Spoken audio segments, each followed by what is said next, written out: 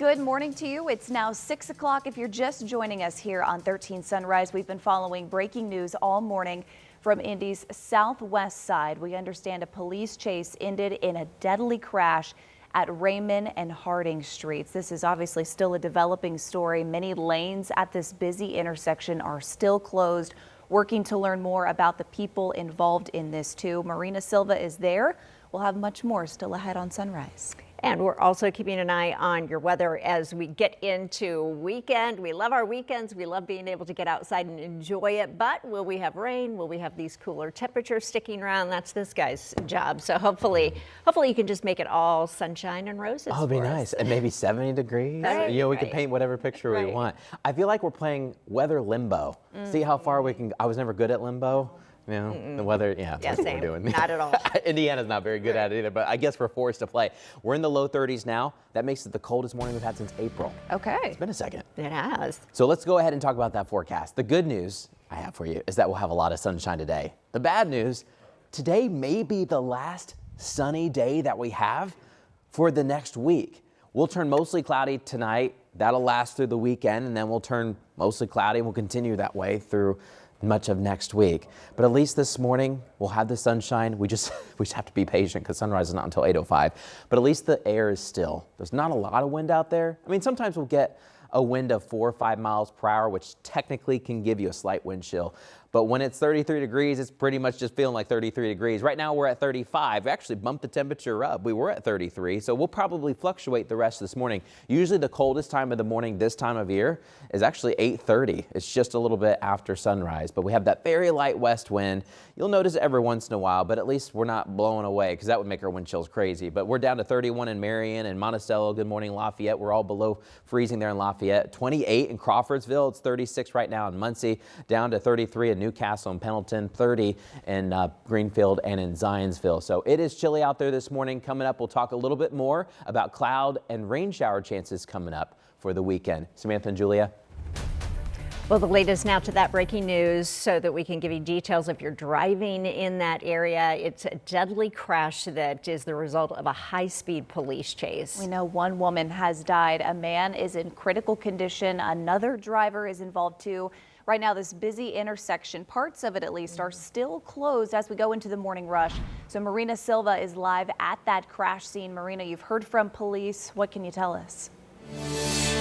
Good morning. Well, we do know that one woman is dead and a man is in critical condition. I actually have Captain John Arvin here with IMPD. So, Captain, can you tell us a little bit about what happened this morning? Yes, at 3:30 this morning, officers located a vehicle and determined that the adult male driver was wanted on multiple felony warrants. Officers initiated a traffic stop. However, the suspect fled, reaching speeds of over 100 miles an hour on Troy Avenue, Kentucky Avenue, Harding Street, and Raymond Street. Eventually, the driver went into the wrong lane at one time. Very, very, very dangerous. Was able to get back in the correct lane, but then was going extremely fast on West Raymond Street heading eastbound. At the exact same time, a semi was turning from southbound Harding Street onto westbound Raymond, and at the exact wrong time, that car struck that semi back by the axle, destroyed the car. Firefighters were able to get the male out and get him to the hospital in critical condition. However, the female was declared deceased on scene. All right, well, thank you so much. We do know that the coroner just left. This area is going to be shut down for a while. I mean, you can even see there's dozens of police cars here. We are able to tell you that you can turn onto Harding Street. You can also turn on from Harding Street onto Raymond Street. But again, this is going to be shut down for a while. We'll send it over to Matt with more of those traffic concerns. Hey, Marina, thank you for that update. I want to show you the latest on some of the street closures that Marina and the captain were just talking about. All right, so the crash is there, Harding Street with Raymond Street with the Eli Lilly Technology Park, but they've closed Harding Street all the way to Troy Avenue, including that bridge going over the White River, and then also West Raymond Street, but going east all the way to South Bluff Road there at the bridge as well. It looks like West Raymond Street back west to South Kentucky Avenue has reopened, but right now we'll continue to give you more information as Marina gets more from the officers. Samantha? Sounds good, Matt. Thank you.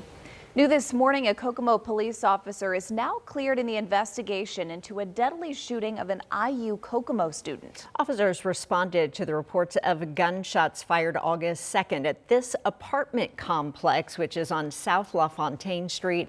The Howard County prosecutor's officers arrived to find Jonathan Landis, who you see here in this picture, armed with a rifle.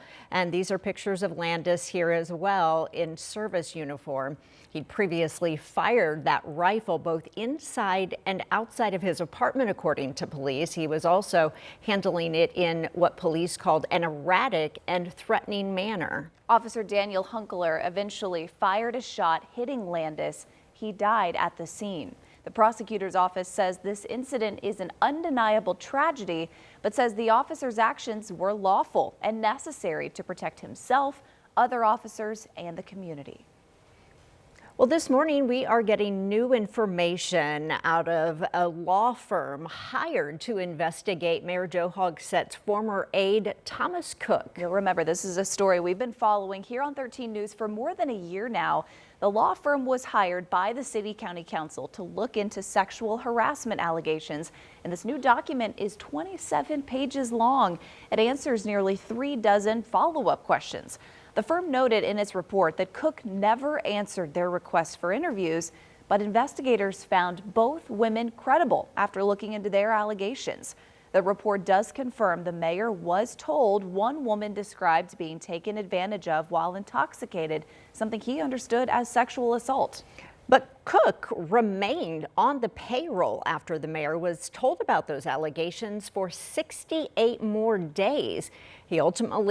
Cook ultimately resigned in 2020. Councilor Michael Paul Hart, though, talked with us and said just after the follow-up report was released, there are still concerns. You can start to really see a clear picture that, the people that have elected, or that, our elected mayor has had some poor judgment and made really poor decisions. Now, we did reach out to the mayor's office for a comment. We have not heard back.